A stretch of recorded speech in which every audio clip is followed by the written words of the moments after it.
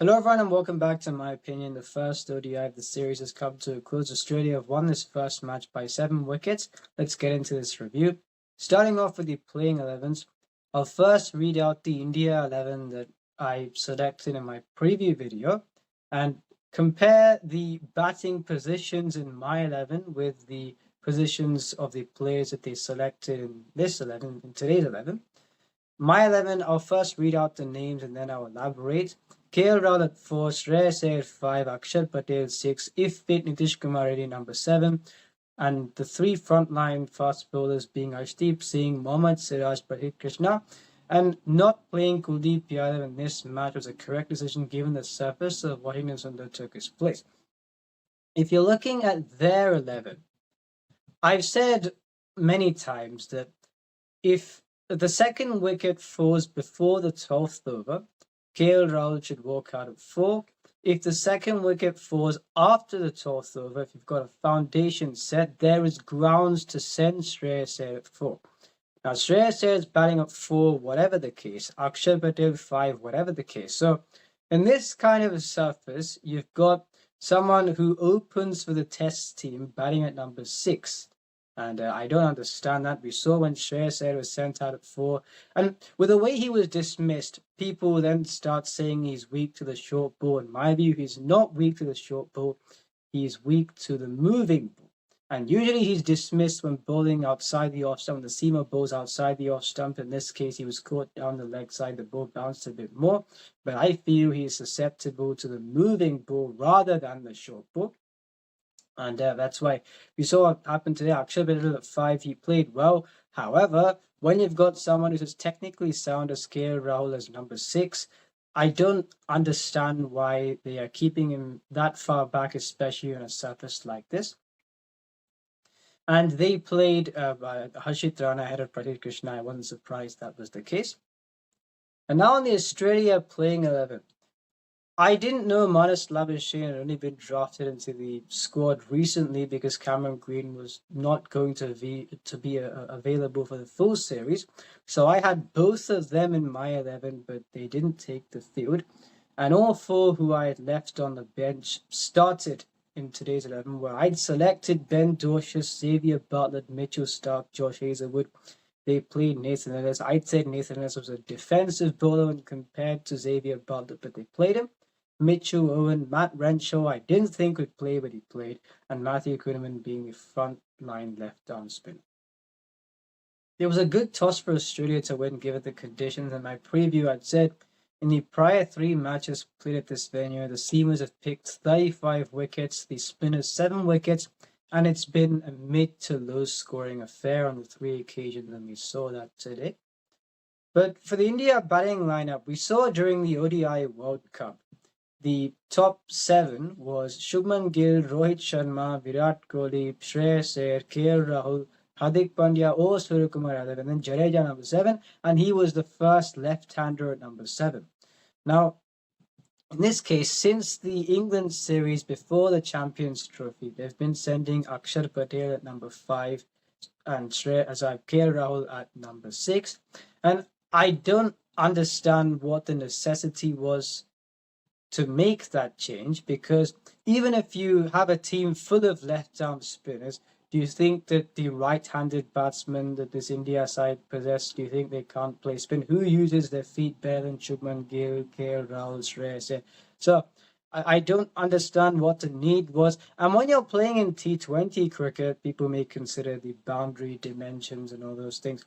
And when you have to score quickly, in ODIs, given how well the right-handed batsmen have played against left-arm spin, I don't understand what the need is to include a left-hander when if KL Rahul bats earlier on, will he not be able to tackle a left-arm spin? I don't understand.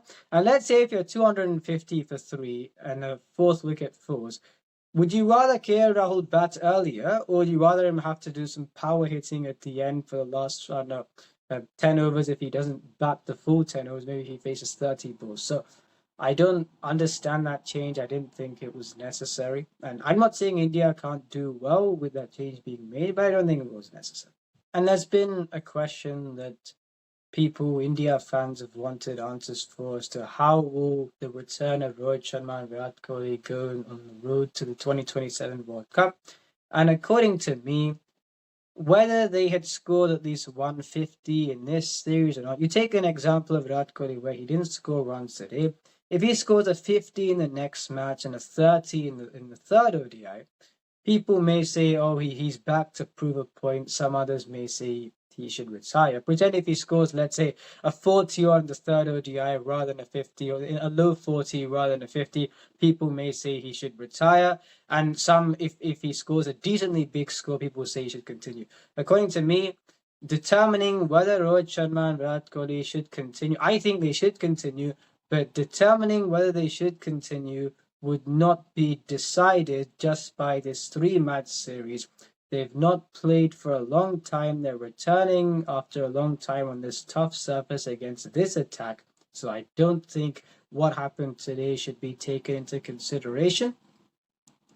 But what I think should happen is that they should play regular cricket, for example, the Vijay Hazare Trophy, the domestic 50-over tournament, and then I think in the August time, India go overseas to play Test cricket. Now, both Rohit Sharma and Virat Kohli have retired from Test, meaning they've got the Royal London One Day Cup played in England. They can be free to play that. So if you've got Vijay Hazare Trophy, IPL, Royal London One Day Cup, ODIs. Now, that is a decent enough sort of a routine that you can get into to play competitive cricket, and then you can train in your own time. I think when after the IPL they've not played for 3 months, at least 3 months, so you're bringing them back now on this kind of surface, and it was going to be fairly binary to say whether they scored runs or if they were dismissed early, you'd make a decision. I don't think that's feasible. So I think they should play regular cricket, but I think for now they should continue playing in the team, and I would like to see them both in the World Cup. And now getting on to the Australia bowling attack, where I thought they correctly front-loaded the seamers Mitchell Starc and Josh Hazlewood. Now, I'd said they should play all 4 attacking seamers, in my view, being Starc, Hazlewood, Xavier Bartlett, Ben Dwarshuis. Now, they played Nathan Ellis, who's a defensive bowler, 1 for 29 today, but I still feel Dwarshuis could have played ahead of him. And they played Matthew Kuhneman, 2 for 26 and 4. Who did he dismiss? He dismissed Akshar Patel on the boundary, and then I don't know why Wahidin Sundar played that shot. So I think what they could have done was they didn't bowl Cooper Conley today. They bowled Matthew Short for 1 over, 1 for 17. So they could have maybe bowled Matthew Short, Cooper Conley, because the impact that was created by spinners, or if not Matthew Short, maybe someone else, if you're bowling seamers, the impact created by spinners was not too much today, especially given the wickets that they took, as I'd mentioned. So if they played a more attacking seamer and Xavier Bartlett, who could also bat, you wouldn't have had to rely on Mitchell Owen as a 4th seamer. Yes, he picked up 2 wickets, but I feel it would have given you another attacking fast bowler when the spinners didn't make much of an impact today. And now in the India batting innings, I don't know why the score was reduced to 131 from 136, given the stoppages. And on that topic, there are 2 ways you can look at this India batting innings. The first one being 25 for 3 in tough conditions, the match was over there. Secondly, and you can look at things both ways. Secondly, you could say the number of stoppages. When you're 37 for 3 in 12 overs with each stoppage, the length of the innings is reducing. And by the end of the stoppages, you've got a 26 over innings when you've already played 12 overs, you're 37 for 3. So if you're considering that, could they have done whatever they did in this match? Is it a cause of concern, especially given how well the team has been doing and given the intricacies? I don't think it's a concern. So I don't think what happened in this match should be taken really as something which should be a cause of concern, because as I have said, Rohit Sharma, Virat Kohli, the plans for the World Cup cannot be decided with what they do in this series. And it's more so the structuring of the lineup, where do you need to send KL at 6? Why can't you send him up the order? Then you could still play Akshar Patel. So it's not about what happened in this match. It is what the current template would hold for a team that has been doing very well. And now on the second innings, 131 target. Some people may look to sort of chase that target in the fashion that Australia looked to chase it in. But I thought after the first wicket that Arshdeep Singh took, I didn't think the fast bowlers generally were threatening enough with the ball. Arshdeep Singh himself sometimes bowled short. And Akshar Patel is a very good bowler, yes. But you saw for Australia, the two lead seamers were front-loaded. In this case, if you have to bowl Akshar Patel to pick up the second wicket because your fast bowlers have not been effective, then I don't think it showed well about your bowling performance on the day. And the reason why I'm saying that is because you've got Arshdeep Singh, who may be a lock-in. Bumrah is a lock-in. He's been rested for this series. So who is the third fast bowler? If they want to play on some days, a third fast bowler alongside Hardik Pandya would be the fourth seamer. You've got Mohammad Shami. When will he return? You don't know. Bhuvneshwar Kumar, they've moved on from. Mohammad Siraj, is he going to be the answer? You don't know. Ajit Rana, is he going to be the answer? You don't know. Pradeep Krishna, is he going to be the answer? You don't know. You've got players like Mukesh Kumar who they're not considering. So the search for that third seamer is continuing, and given the options who they've tried, a lot of the time they've been trying the same players across formats. So has there been a progress generally, apart from, you got Bumrah as a lock-in, Arshdeep as a lock-in? I don't know. So that searching process will have to continue. And then I talked about the combination of the team, which I'd still say, even with this batting lineup, I don't think it's a case that India can't do well, but I'm saying that I'd much prefer how it was before. I'm not saying Akshar Patel should be dropped. I'm saying the batting lineup should be how it was before.